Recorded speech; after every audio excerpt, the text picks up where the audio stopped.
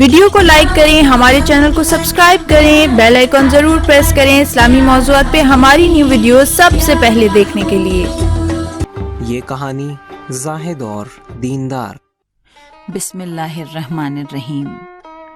کسی زمانے کی بات ہے، ایک بادشاہ تھا جو بہت ہی نیک اور عادل تھا۔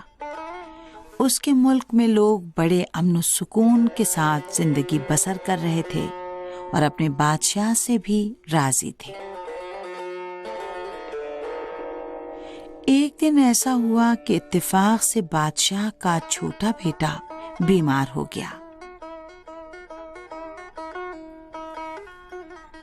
بیمار بچہ بستر پر پڑا ہوا تھا اور ملک کے سارے طبیب و حکیم اس کا علاج کرنے میں ناکام ہوتے جا رہے تھے۔ بادشاہ مسلسل خدا کے حضور دست نیاز پھیلائے ہوئے اسی سے اپنے بیٹے کی صحت و سلامتی کے لیے گڑ گڑا رہا تھا۔ ایک رات اس نے آسمان کی طرف منہ کیا اور کہنے لگا، بار الہ، اگر تو مجھے اس کٹھن گھڑی سے نجات دے دے گا تو میں شہر کے زاہد و پرہیزگار لوگوں کے درمیان سونے کے سکے تقسیم کروں گا۔ حاکم کی دعا قبول ہو گئی اور حکیموں نے خبر دی کہ بچہ صحت یاب ہو گیا ہے۔ بادشاہ بہت خوش ہوا اور اس نے فوراً اپنے وزیر کو بلایا اور ایک بوری میں سونے کے سکے اسے دیے اور کہا،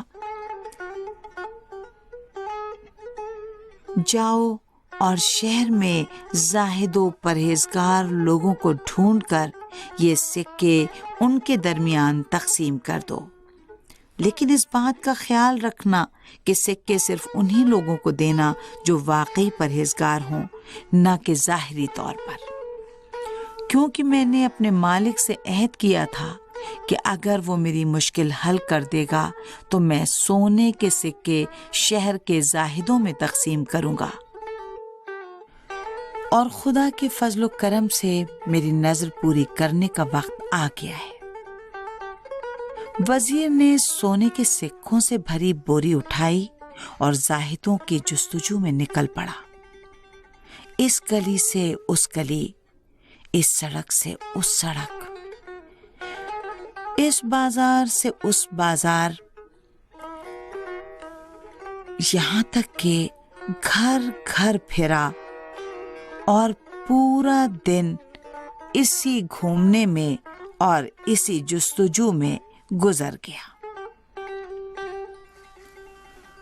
وزیر شہر میں گھومتے گھومتے تھک گیا تھا۔ شام ہو گئی تو واپس لوٹا، سکوں سے بھری بوری بادشاہ کے سامنے رکھ دی اور کہنے لگا، جیسے زاہدوں کی تلاش میں کر رہا تھا وہ کہیں نہیں ملے۔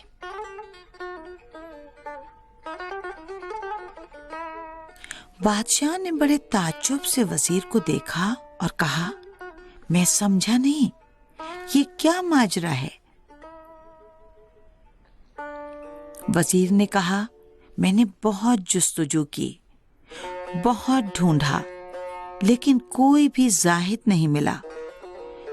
جب بالکل نا امید ہو گیا تبھی یہاں واپس آیا ہوں۔ بادشاہ نے بڑی حیرت کے ساتھ کہا، عجیب بات ہے، واقعی بڑی عجیب بات ہے۔ جہاں تک مجھے معلوم ہے اس ملک میں 400 زاہد رہتے ہیں اور تم کہتے ہو کہ ایک بھی زاہد تمہیں نہیں ملا۔